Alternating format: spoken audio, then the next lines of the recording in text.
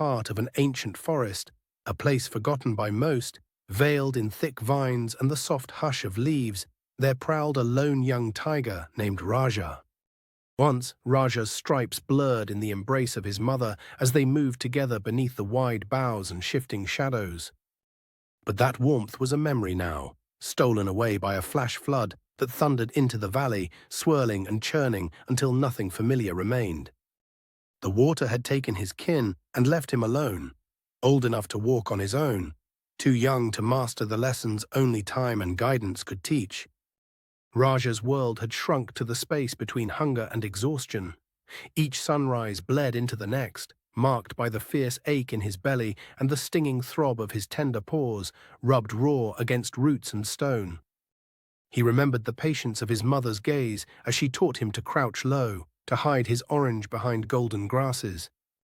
He imitated the moves, the lightning pounce, the steady breath, the silent stalk. But his kills were clumsy. Lizards slipped through his claws, birds took flight at his heavy approach, and rodents ducked into tangled roots before he even had time to leap. Still he persisted, learning from every misstep, sharpening his senses with each defeat. The worst of the hunger came at midsummer, when the sun hung heavy and unmoving in the sky, and the earth baked into hard, cracked clay beneath his paws. One afternoon, desperate for water, Raja followed the faint tinkling of a stream. Cool shadows draped the banks, inviting him nearer. As he leaned down to drink, relishing the shimmer of water on his tongue, a presence slid across the surface behind him, silent, cold, and ancient. From the branches above, a python unwound itself with terrible elegance. Its name was Kaa, and its reputation snaked through the forest as surely as its body through the canopy. Kaa's head hovered above Raja, tongue flickering, eyes catching the glint of dappled light, a gaze filled with calculation and hunger. Kaa whispered, his voice uncoiling like smoke. Well, well, the lost cub, such an easy meal. Every instinct told Raja to tremble, to freeze, to surrender to the python's deadly reputation. But something flared inside him, a spark of the old pride, burning brighter than fear.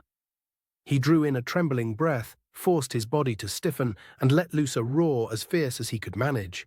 It was not the thunderous cry of a full-grown tiger, but there was fire in its core. Kaa paused, something unreadable slithering through his cold eyes. The python did not retreat outright, but the boldness of Raja's defiance caught him off guard. The predator hesitated, allowing Raja enough time to break away.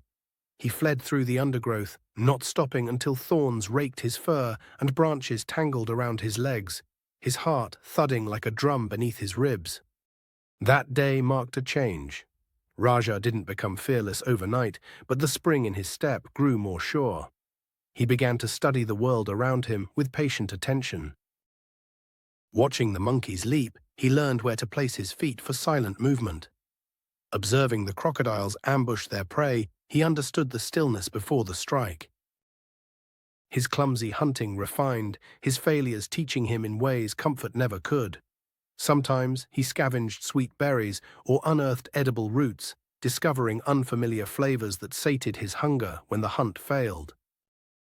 The jungle, so indifferent and immense, was slowly becoming less alien. He marked safe places beneath trees where the sun barely reached, narrow trails threaded with the scent of wild boar, and winding creeks that promised water even in the hottest month. He learned to respect each creature's territory, to recognize the warning trill of birds and the crackle of twigs under a stalking predator's weight.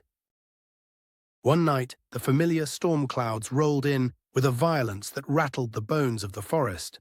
Raja found shelter under the mossy roots of a massive banyan, its dangling arms cradling him like a memory. But the thunder was joined by a new chorus, the chilling howls of a wolf pack. Wolves, lean from hunger, swept through the rain-soaked jungle. Their shadows flickered in the storm's light, eyes burning with wild intent. Raja's scars itched.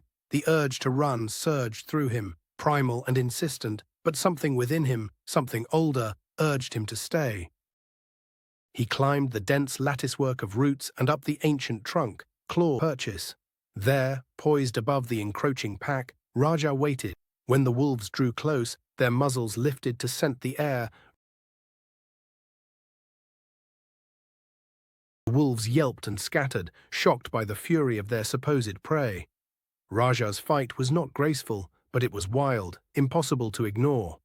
Battered and panting, he drove them back step by relentless step until the forest swallowed their retreating shapes. Left alone in the hush that followed the chaos, Raja sagged to his haunches, every bone aching, every breath labored. Yet something new filled him, a fierce and trembling pride. He had faced the forest's dangers and not only survived, but prevailed. Season flowed into season. Raja's coat grew glossy and rich, his stripes bold as sunbeams among shadows. His roar, once faint, now rolled beneath the trees, a promise and a warning. Though solitude lingered, he felt its sting less acutely. The woods no longer seemed to reject him. They became his proving ground, his sanctuary. He was still alone, but he was not only the orphaned cub anymore. He was Raja, survivor of storms and serpents, a spirit entwined with the wild's relentless heart. The emerald forest whispered his name, and every rustle, every distant roar carried his story, a tiger who found his own strength and claimed his place beneath the endless green.